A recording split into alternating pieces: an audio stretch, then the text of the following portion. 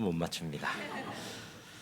오늘은 다윗의 실패와 회복 네 번째 시간입니다.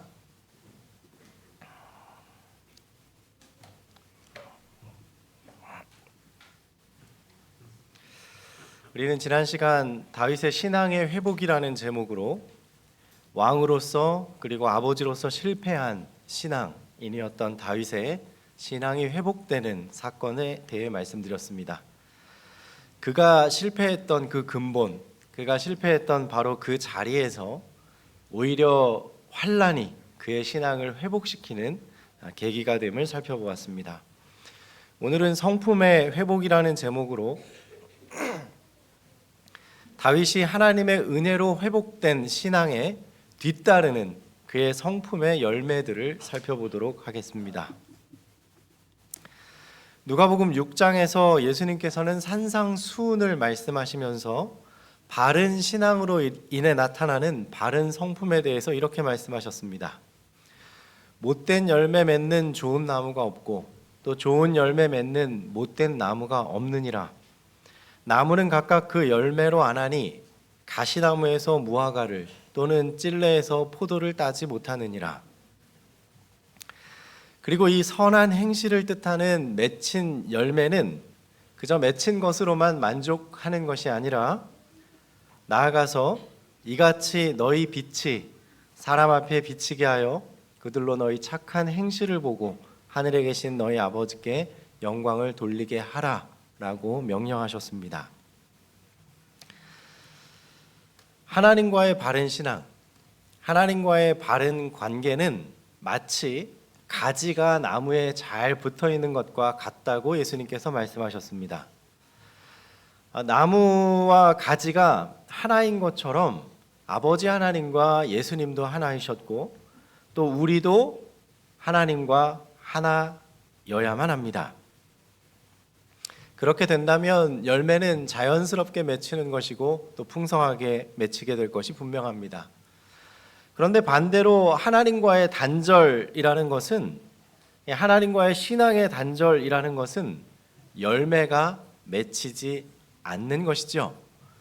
그런데 희한하게도 하나님과 단절돼도 열매가 맺힙니다. 그것은 악한 열매들이 맺히게 되는 것입니다. 위대한 신앙가였고 또 왕이었던 다윗도 하나님과의 단절로 인하여 여지없이 악한 열매들을 맺히게 되었습니다. 자, 그렇다면 이제 다시 하나님과의 신앙이 회복된 다윗이 어떤 열매들을 맺히게 되는지 살펴보겠습니다. 먼저 하나님과의 회복된 신앙으로서의 열매를 살피기 전에 하나님과의 단절로 인하여 맺혔던 그의 열매를 살펴보겠습니다. 밧세바의 임신 소식이 들리자 다윗이 꾸몄던 일은 이렇습니다. 먼저 그 아이가 자신의 아이가 아닌 것처럼 꾸미기 위해 밧세바의 남편인 우리아를 불렀습니다. 전쟁 중에 있는 남편을 부른 것이죠. 그런데 우리아의 충성심 때문에 그의 계획이 물거품이 되어버립니다. 자기의 동료들은 전쟁 중에 있는데 나는 집으로 돌아가지 않겠다 하고 성문에서 잠을 잤던 것이죠. 그래서 다윗은 자신의 계획이 물거품이 되어버리자 충신인 우리아를 죽이기로 결심합니다. 그리고 그의 죽음을 자연스럽게 보이기 위해서 전쟁 중에서 죽은 것처럼 꾸미려고 하죠. 왕은 요압에게 편지를 씁니다. 그리고 그 편지를 우리아의 손에 들려 보냅니다. 아침이 되매 다윗이 편지를 써서 우리아의 손에 들려 요압에게 보내니 우리아의 손에 들려 요압에게 보내니라는 문구가 여러분 소름 돋지 않으십니까? 여러분 이것이 우리가 알고 있는 그 다윗이 맞긴 합니까? 우리아의 손에 장군에게 보내는 편지를 들려 보냈는데 그 편지의 내용이 이 편지를 가지고 가는 그 사람을 죽이라고 하는 편지였던 것입니다. 그 편지에 써서 이르기를 너희가 우리아를 맹렬한 싸움에 앞세워 두고 너희는 뒤로 물러가서 그로 맞아 죽게 하라. 여러분 우리는 하늘에 가면 3번 놀란다고 합니다. 먼저 내가 어떻게 여기 왔지 놀라고 저 사람 어떻게 여기 왔지? 놀라고 그 사람 왜 안 왔지? 하고 놀란다라고 합니다. 여러분, 놀라는 이유는 우리는 사람을 보고 판단하기 때문입니다. 그 사람의 됨됨이, 그 사람의 착한 일, 혹은 그 사람이 한 일 등을 가지고 그 사람을 판단하지요. 그래서 어떻게 그 사람이 이럴 수가 있지? 어떻게 매일 말씀을 읽고 매일 성경을 읽고 기도하고 또 설교도 잘하는 그 사람이 어떻게 그렇게 할 수 있지라고 판단합니다. 그러나 오늘 말씀은 분명히 말합니다. 그럴 수 있습니다. 사람이니까 그럴 수 있습니다. 아무리 신앙적으로 완전하고 말씀과 기도에 투철한 사람이라도 하나님과 단절된다면, 하나님을 떠난다면 그는 완전한 죄인의 모습을 드러내게 되는 것입니다. 하나님과의 단절은 다윗으로 하여금 이토록 무섭고 또 사악할 정도의 치밀한 범죄를 계획하게 만들었습니다. 그러므로 사랑하는 여러분, 항상 깨어 있어 서 있다 생각될 때에는 넘어질 줄 조심하고 넘어졌을 때에는 예수 그리스도를 의지하여 날마다 서시는 저 여러분 되기를 간절히 바랍니다. 이제 왕의 편지, 왕의 명령을 받은 이 교활한 요압은 그대로 그것을 실행에 옮깁니다. 그런데 그 과정에서 왕이 목적한 우리야만 죽음으로 몰고 간 것이 아니라 또 다른 희생자들이 생기게 됩니다. 24절 말씀에 활 쏘는 자들이 성 위에서 왕의 부하들을 향하여 쏘매 왕의 부하 중 몇 사람이 죽고 왕의 종 햇사람 우리야도 죽었나이다 하니. 다윗은 우리야의 용맹함과 그의 충성됨을 보아 알았습니다. 그리고 그가 명령이라면, 왕의 명령이나 장군의 명령이라면 고지곳대로 행할 것을 알고 성벽 아래 위험한 전쟁터로 가라라고 요압에게 명령하라고 편지를 보냈습니다.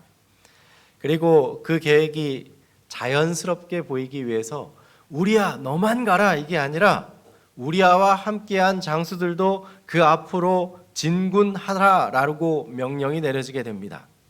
당연한 결과로 우리야뿐만 아니라 충성된 다른 군인들도 희생이 되고 말았습니다. 이와 같이 교활한 계획을 진행시키고 난 다음에 다윗에게 우리야의 죽음과 함께 그와 함께 목숨 잃은 병사의 죽음의 소식이 들려오게 됩니다. 그때 다윗의 반응을 한번 보시죠. 다윗이 전령에게 이르되 너는 요압에게 이같이 말하기를 이 일로 걱정하지 말라. 칼은 이 사람이나 저 사람이나 삼키느니라. 그 성을 향하여 더욱 힘써 싸워 함락시키라 하여 너는 그를 담대하게 하라 하니라.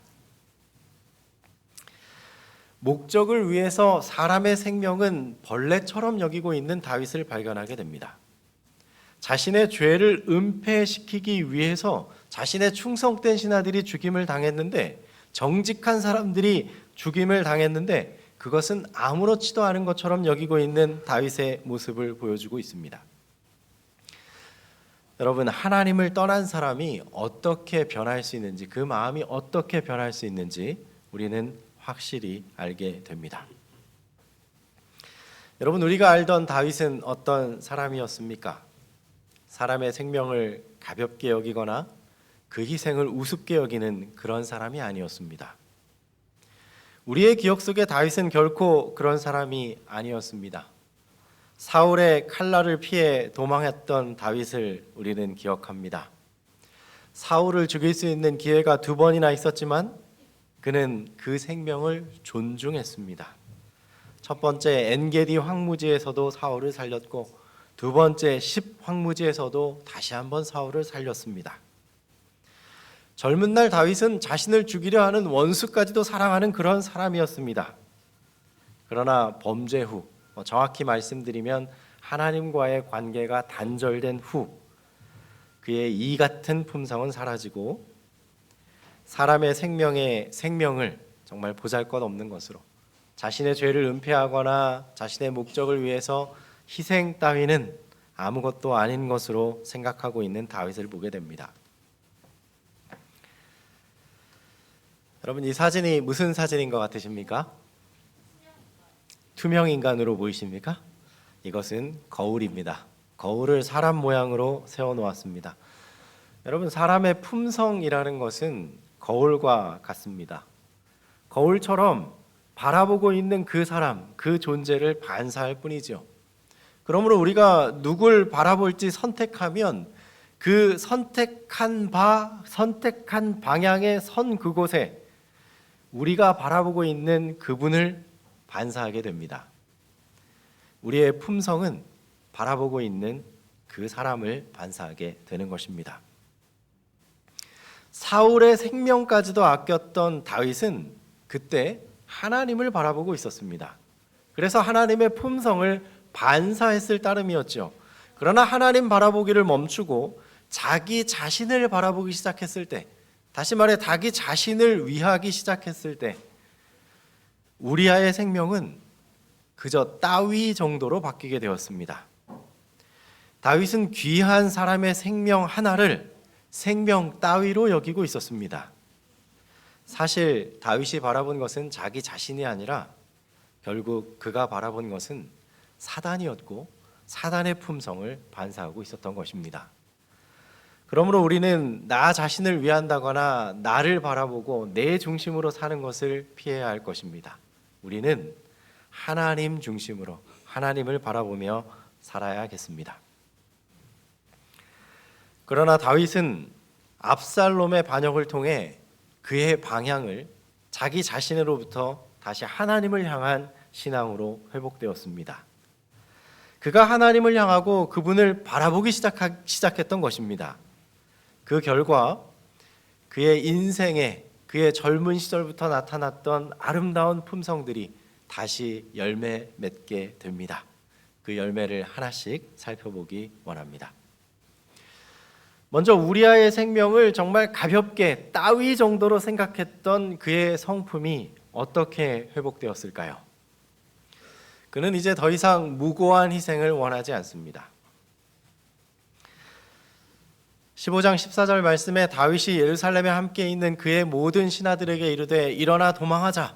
그렇지 아니하면 우리 중 한 사람도 압살롬에게서 피하지 못하리라. 빨리 가자. 두렵건대 그가 우리를 급히 따라와 우리를 해하고 칼날로 성읍을 칠까 하노라. 이제 다윗은 자신이 해를 당하는 것을 두려워하지 않습니다. 말씀을 잘 보시면 그는 자신과 함께 있는 사람들과 충신들이 해를 당할 바 걱정하고 있습니다. 자신의 안위를 위해 성을 지키고 앉아 있으면서 성읍의 백성들의 많은 죽음도 불보듯 뻔한 사실이었는데 다윗은 이제 더 이상 자신의 왕권을 지키기 위해 무고한 희생이 치러지는 것을 원치 않습니다. 여러분, 사실 다윗은 범죄한 직후에 용서해 주시는, 죄를 대신 지시는 예수님의 사랑에 대해, 하나님의 사랑에 대해 깨달았습니다. 왜냐하면 그는 그 밧세바가 아이를 임신했는데 그 아이가 다윗의 아이임이 분명했습니다. 그런데 그것을 감추기 위해 우리아를 불러들였고 그것이 실패하자 우리아를 죽음으로 몰아세웠죠.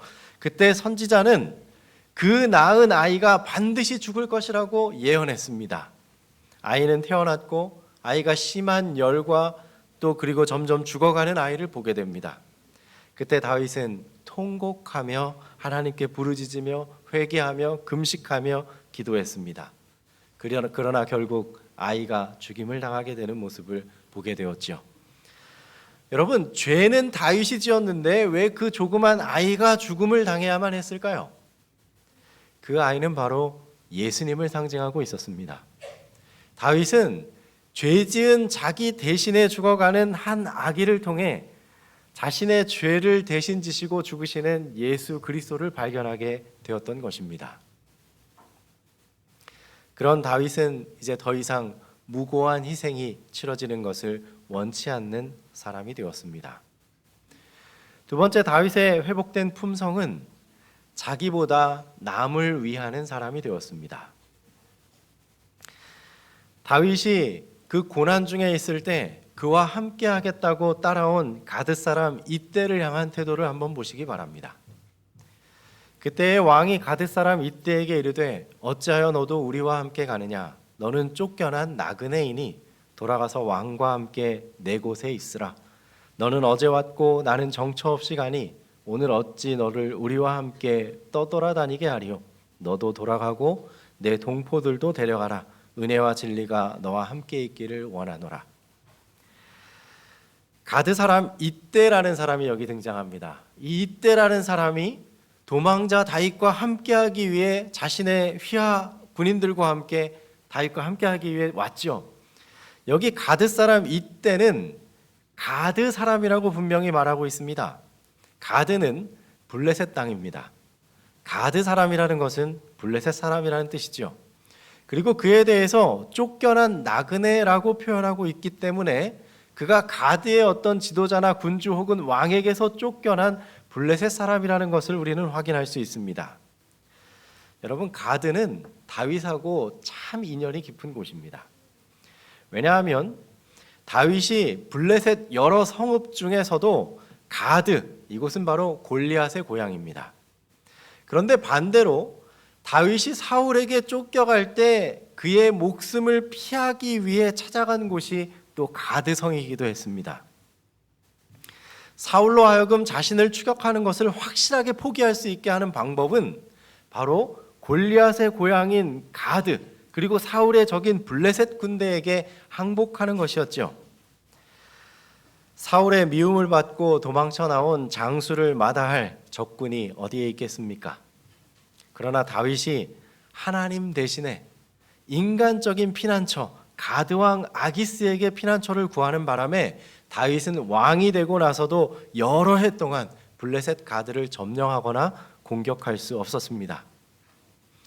그런데 다윗을 따랐던 이때는 골리앗을 쓰러뜨린 군주, 아기스로 피하여 함께 지냈던 군주, 그 다윗을 보고 영구적으로 그와 함께하기 위해 기여하를 선택했습니다. 아마 요즘 시대로 하면 이런 것일 것입니다. 제가 목회를 하면서 이제 구도자가 있으면 성경을 가르치고 또 성경을 가르치면 침례를 주기도 하죠.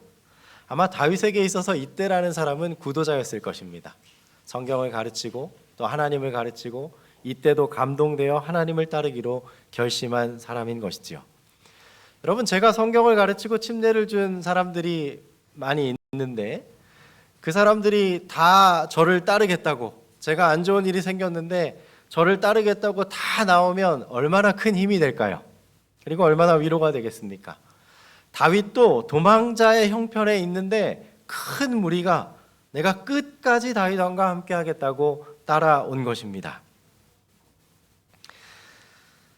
어렵게 망명하여 이스라엘에 살고 있는 타국인이 다윗의 마음에는 괜시리 내란에 휩쓸려 목숨을 잃는 것보다 차라리 안전하게 있기를 원하게 됩니다. 지금 다윗은 남 걱정할 때가 아님에도 불구하고 그 든든한 군인들이 왔음에도 불구하고 자신의 편에 서서 자기를 지켜달라고 해도 부족한 판국에 괜찮으니 너의 생명을 보호하는 일에 힘쓰고 너의 동료들도 목숨을 잃지 않도록 하라라고 권면하고 있습니다. 여러분, 우리는 자신의 죽음 앞에 다른 사람을 위하는 사람을 보면 참 큰 감동을 받습니다. 그런데 우리 예수님도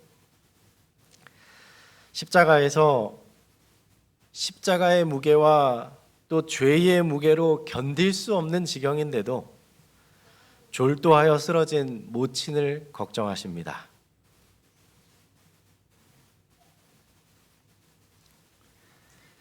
예수께서 자기의 어머니와 사랑하시는 제자가 곁에 서 있는 것을 보시고 자기 어머니께 말씀하시되 여자여 보소서 아들이니이다 하시고 또 그 제자에게 이르시되 보라 내 어머니라 하신대 그때부터 그 제자가 자기 집에 모시니라. 여러분, 또한 다윗 또한 자기 자신이 고통과 시련 중에 있으면서도 자신을 따르는 사람의 괴로움과 아픔을 더 이해해주고 그를 걱정해주고 있습니다. 지금 다윗이 보여주고 있는 품성은 확실히 여호와 하나님의 품성입니다. 그가 바라보고 있는 것은 고통 중에도 그 모친을 위하여 배려하시는 예수님을 분명히 반사하고 있었던 것입니다. 다윗은 겸비하고 슬퍼하면서 그의 사랑하는 아들의 반란으로 자기의 왕좌와 궁전과 하나님의 법궤를 버리고 예루살렘 성문을 나섰다. 백성들은 마치 긴 장례 행렬처럼 비탄에 젖어 그의 뒤를 따랐다. 다윗의 호위병 그렛 사람과 블렛 사람 그리고 이때의 휘하에 있는 가드 사람 600명이 왕과 동행하였다. 그러나 천성적으로 이타심이 강한 다윗은 그를 보호하기 위해 온 이국 사람들을 자기의 재난에 함께 휩쓸리게 할 수 없었다. 세 번째 다윗의 회복된 품성은 원수를 사랑한 것입니다. 사무엘하 16장 5절에서 13절에 보면 다윗이 자신을 저주하는 시므이의 생명까지도 존중하는 이야기가 기록되어 있습니다. 다윗은 젊은 시절부터 전장을 누비는 군인이었습니다. 그는 원하든 원하지 않든 다른 사람의 생명을 죽이는 일에 익숙한 환경에 살 수밖에 없었죠. 그래서 보통은 그런 환경이 사람의 성품에 영향을 끼쳐서 보통 그와 같이 되는 것이 상식입니다. 그러므로 다윗 역시 쉽게 다른 사람의 생명을 뺏는 것이 자연스러울 수 있었습니다. 그런데 우리는 이 대목에서 다윗이 어떠한 환경에서도 흔들리지 않고 여전히 순결하고 순수한 마음과 신앙을 지키고 있는 것을 목격하게 됩니다. 그러므로 하나님의 영향 하에 있는 사람은 그 주변의 환경에 어떤 영향이 있을지라도 그 환경이 그에게 힘을 발휘할 수 없습니다. 여러분 맞습니까? 하나님을 바라보고 있다면 주변에 어떤 유혹이 있고 악한 친구들이 있다 하여도 흔들리지 않다는 사실을 여러분 믿으십니까? 아멘.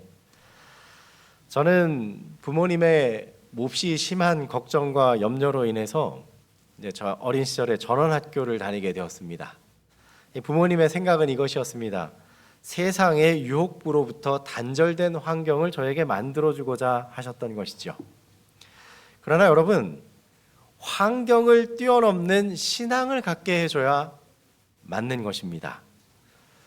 여러분, 악한 환경을 방어하여 내 자식을 지키는 것이 옳은 방향이 아니라 악한 환경 속에서도 하나님을 향한 신앙을 갖고 그 환경을 뛰어넘게 하는 것이 참된 교육이고 그 자녀를 참되게 지켜주는 것이라 할 수 있겠습니다. 사랑하는 여러분, 어린이와 학생들 그리고 여러분의 자녀를 위해 특별히 기도해 주시기 바랍니다. 다윗은 번영 중에 있을 때에 시므이의 말로나 행실로 그가 왕의 충실한 신하가 아님을 나타내지 아니하였다. 그러나 왕이 고통 가운데 있을 때에 이 베냐민 사람은 그의 참 성격을 나타내었다. 그는 다윗이 왕위에 있을 때에는 그를 존경하였으나 그가 굴욕당하고 있을 때에 그를 저주하였다. 비열하고 이기적인 그는 다른 사람들을 자신과 동일한 성격을 가진 자처럼 여겼으며 사단의 충동을 받고 하나님께서 징계하신 자에게 자신의 증오심을 나타내었다. 다윗에 대한 시므이의 비난은 전적으로 거짓말이었으며 근거 없고 악의에 찬 중상이었다.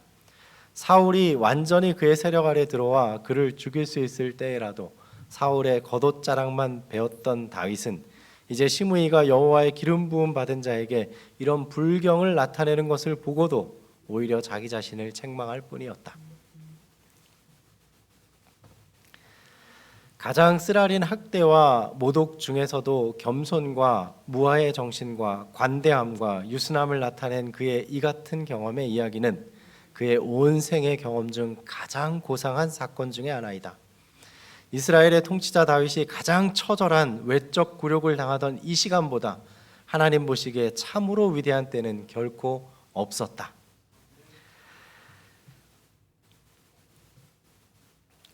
자, 이제 여러분, 압살롬은 어떠합니까? 다윗에게 있어서 압살롬은 더 이상 자식일 수가 없었습니다. 이제 다시는 회복할 수 없는 원수지간이 되어버렸습니다. 그러나 여러분, 압살롬을 향한 다윗의 사랑을 보시기 바랍니다. 반란군을 진압하는 전쟁에 나가는 장수들에게 다윗은 이런 부탁을 합니다. 왕이 요압과 아비새와 이때에게 명령하여 이르되 나를 위하여 젊은 압살롬을 너그러이 대우하라.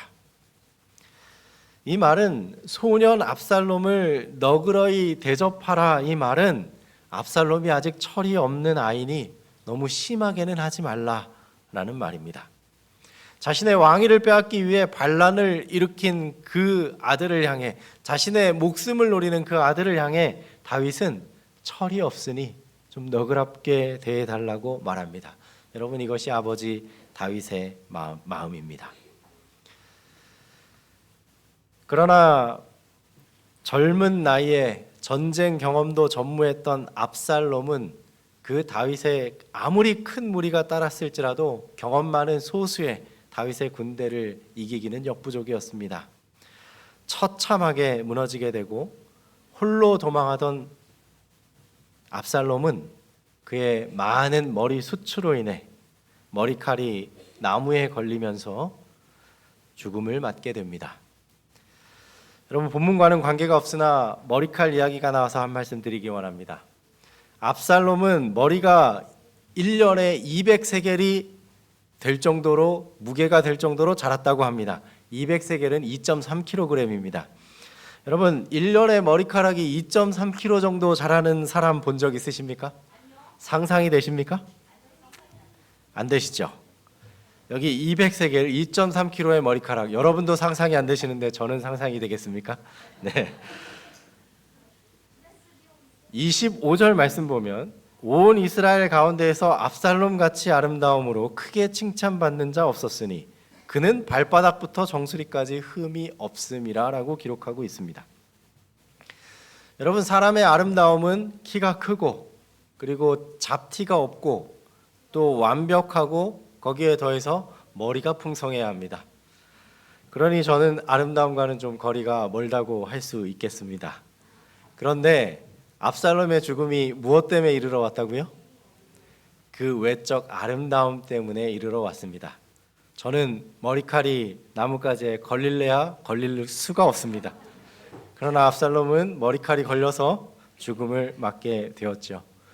그러므로 우리는 하나님을 향하여 그분을 반사하는 삶을 살아야겠습니다. 외적 아름다움을 꾸미고 외적인 아름다움을 자랑할 것이 아니라 내적 아름다움과 내적 풍성함을 더욱 잘 다듬으시는 저와 여러분 되기를 간절히 바랍니다. 젊은 나이이고 전쟁의 경험도 전무했던 압살롬은 아무리 큰 무리가 따랐어도 다윗의 군대에게 처참하게 무너집니다. 도망하던 압살롬은 그의 정말 많은 머리숱 때문에 그 머리칼이 나무에 걸리게 되고 또 요압에 의해 그는 죽음을 당하게 됩니다. 이 압살롬의 전사했다는 소식이 다윗 앞에 전달되었을 때에 다윗은 그 슬픔을 이렇게 표현합니다. 왕의 마음이 심히 아파 문 위층으로 올라가서 우니라. 그가 올라갈 때에 말하기를 내 아들 압살롬아, 내 아들 압살롬아, 차라리 내가 너를 대신하여 죽었다면 압살롬 내 아들아 내 아들아 하였더라. 마음이 심히 아파라는 어원은 라카즈라는 말인데 격분하다, 전율하다라는 의미입니다. 다윗은 압살롬의 죽음에 격렬한 전율 그리고 분노하는 슬픔을 나타내고 있었습니다. 성벽에서 볼 때 반역군의 긴 행렬이 다시아에 들어왔다. 왕위의 찬탈자는 대군을 수행하고 있었고 그의 대군에 비하면 다윗의 군대는 소수에 불과한 것처럼 보였다. 그러나 왕이 적군을 바라볼 때에 그의 마음에 맨 먼저 떠오른 생각은 왕이도 나라도 전쟁에 걸린 자신의 생명도 아니었다. 아버지의 마음은 그의 반역한 아들에 대한 사랑과 동정으로 충만하였다. 군대가 성문에서부터 줄을 지어 행진할 때에 다윗은 충성스러운 병사들을 격려하고 그들에게 이스라엘의 하나님이 승리를 주시리라는 것을 믿고 나아가도록 명하였다. 그러나 이 마당에서도 다윗은 압살롬에 대한 그의 사랑을 억누를 수 없었다. 자신을 향하여 칼을 든 아들 압살롬을 변함없이 여전히 사랑하는 아버지 다윗. 아들이 저지른 악행들, 아버지를 향한 반역, 그리고 말로 표현할 수 없는 여러 부도덕한 죄들. 그러나 부자지간 이라 할지라도 용서할 수 없는 단계를 넘어가 버렸지만, 용서할 수 있는 단계를 넘었지만 다윗은 어떻게든 아들을 살리려 합니다. 여러분, 그 마음이 이해가 되십니까? 자식을 살리고자 하는 그 아버지의 마음입니다. 여러분, 이 마음이 바로 죄인을 향한 아버지 하나님의 마음이기도 합니다. 배은망덕한 압살롬보다 우리는 하나님께 더욱 배은망덕하지는 않았습니까? 그 배은망덕한 아들을 향해 절규하는 아버지 다윗을 통해 우리는 하나님의 사랑을 깨닫게 됩니다. 우리는 쉽게 죄인을 미워합니다. 그러나 죄는 미워하시는 하나님처럼 죄를 미워해야겠습니다. 죄는 미워하시되 죄인은 사랑하시는 하나님의 품성이 다윗에게 나타났습니다. 죄를 버리지 못하는 아들, 죄인을 마지막까지도 그를 끝까지 사랑하는 그의 사랑을 보게 됩니다. 여러분, 다윗은 노년에 아들의 반역을 경험했고 젊은 시절부터 하나님과 함께 했으나 그가 잠깐 하나님을 놓쳤고 자기 자신을 위한 삶을 살다가 죄의 나라까지 떨어졌습니다. 그러나 그의 나이 많은 때에 노년에 다시 여호와 하나님을 찾게 되었고 그리고 그분의 가지신 사랑을 회복하게 되었습니다.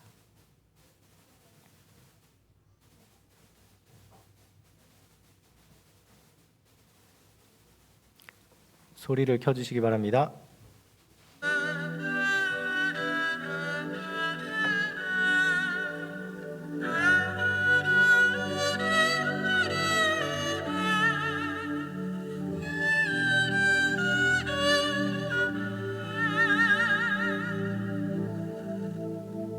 내 평생 살아온 길,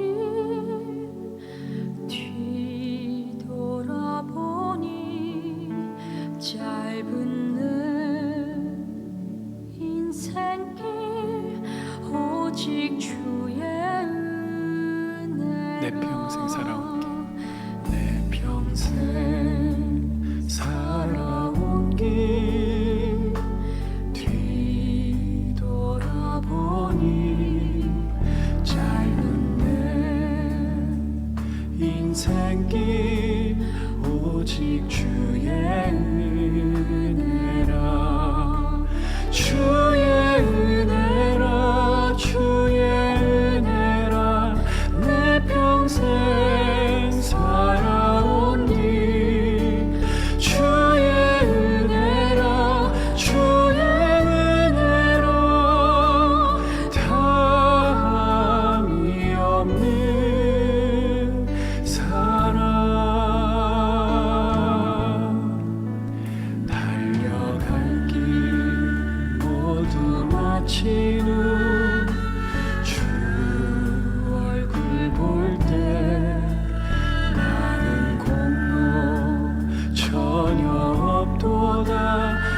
오직 주의 달려갈 길 모두 마친 달려갈 길 모두 마친 후 주 얼굴 볼 때 나는 공로 전혀 없도다 오직 주의 은혜라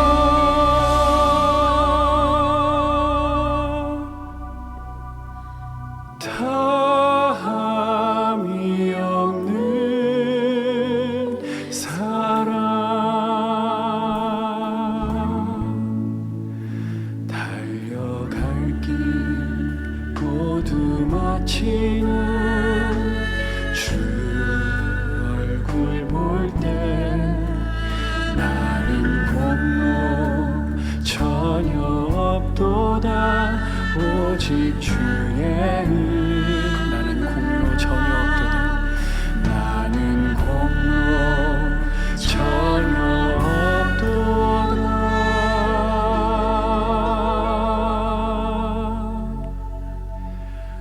오직 주의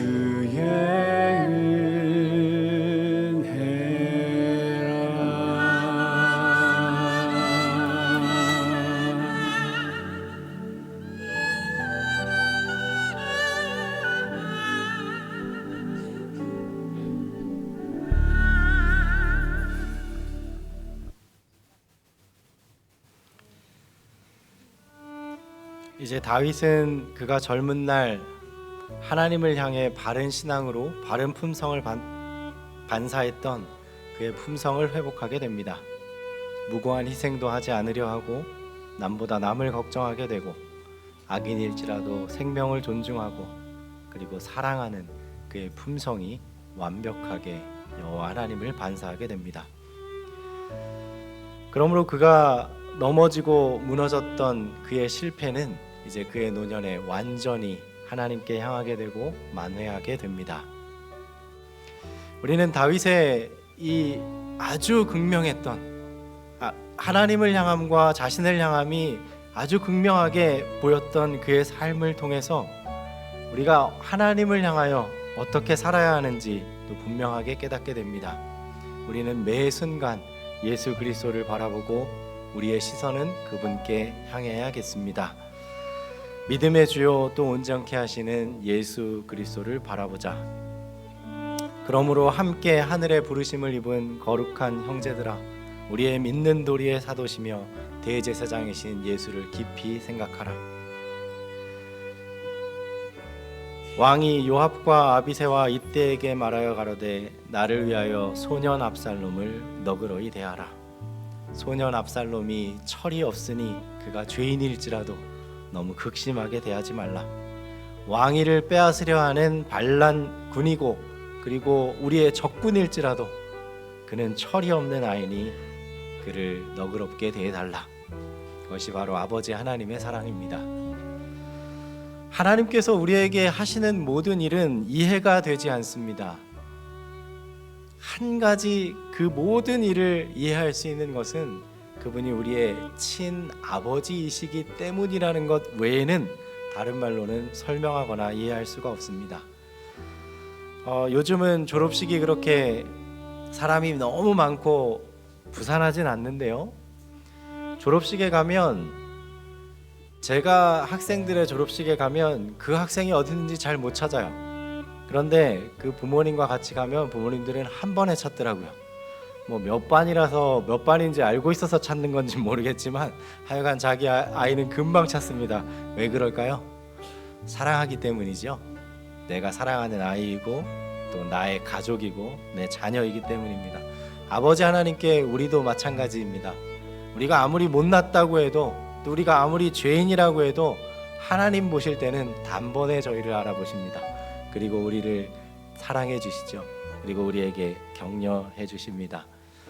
엄보성 목사님이 키가 조그만데 그 원주에서 달리기를 할 때 뭐 몇 등으로 들어왔다 그래요. 근데 아버지가 엄보성 목사님한테 이러더랍니다. 너밖에 안 보이더라.